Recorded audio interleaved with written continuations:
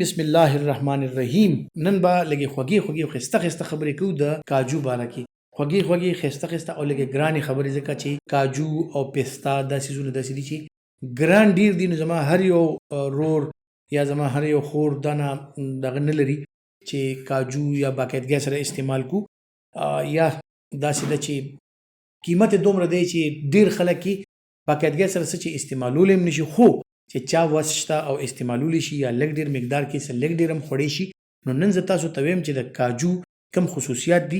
د ټول نه اول سیز زه تاسو ته د دې انګریډینټس وایم چې کاجو که مونږ استعمالو، کیشیو ورته په انګلیش کې وایي، نو په دې کې دا کیشیو نټس چې کوم دي، د دې دا زړې چې کوم دی، په دې کې څه فایدې دي جناب. په دې کې د ټول نه اول کاپر، بیا زنک، بیا فاسفیټس، بیا کیلشیم، بیا آیرن دا پکې موجود دي. ورسره سره چې کوم دی نو دې کې مختلف منرلز او مختلف نمکیات هم موجود دي.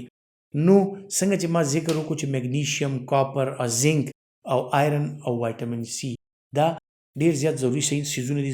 زبردست چې پکې دا میګنیشیم دی چې نن سبا په هر سیز کې ذکر روان وي چې د پټو کمزورتیا ده، نو تاسو کې د میګنیشیم کمی کیدی شي، جی خوب هم ډسټرب دی، تاسو کې د میګنیشیم کمی کیدی شي، جی سوچ دې ټیک نه دی، په ذهن دې بوج دی، تاسو کې د میګنیشیم کمی کیدی شي. واقعي خبره هم ده د میګنیشیم کمی خلکو کې ډیر زیات هم دی، او علامات هم داسې دي چې په ډیرو خلکو کې وي، لکه ستوماني راتل، ذهني دباو شکار وي بنده.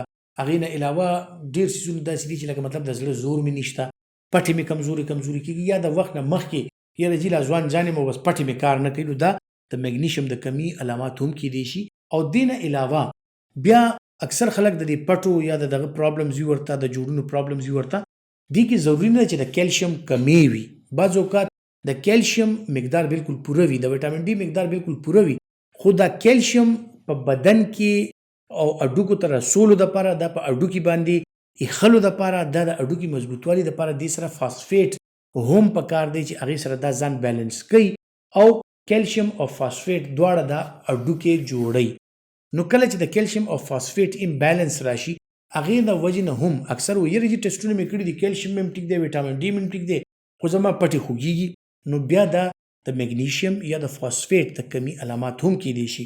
اوس کاجو چې کوم دی په دې کې ښه ډېر مقدار کې فاسفیټ هم موجود دی او ښه ډېر مقدار کې پکې میګنیشیم هم موجود دی. بیا راځو جناب کاپر ته. زمونږ په بدن کې کاپر ډایرکټ داسې څه دغه نشته چې یا دا وینه جوړوي یا دا، خو زمونږ انزایمز چې کوم دي زمونږ په بون میرو کې، یعنی زمونږ په اډوکې کې چې کومه وینه جوړیږي هغې دپاره، زمونږ د هاضمې دپاره، خصوصا زمونږ په جگر کې چې کوم انزایمز دي چې د جگر رطوبتونه جوړوي، مختلف پروټینز جوړوي، د هغې جاري ساتلو دپاره په بدن کې د کاپر مقدار ډېر زیات ضروري دی. او بیا خاص کر زمونږ نرس چې کوم دي، اعصاب چې کوم دي، هغې دپاره کاپر ډېر زیات ضروري دی. نو په دې کې د کاپر مقدار هم شته.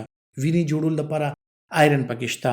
نو که دا استعمال څوک کولی شي، چا وس ورکړی وي، هغه د بالکل استعمالي ډېرې زیاتې فایدې تاسو ته ما بیان کړي. او که چا وس طاقت نه وي، نو هغې له مونږ دعا هم کوو، هغې د محنت هم جاري ساتي د خپل ځان دپاره، خپل قوم دپاره.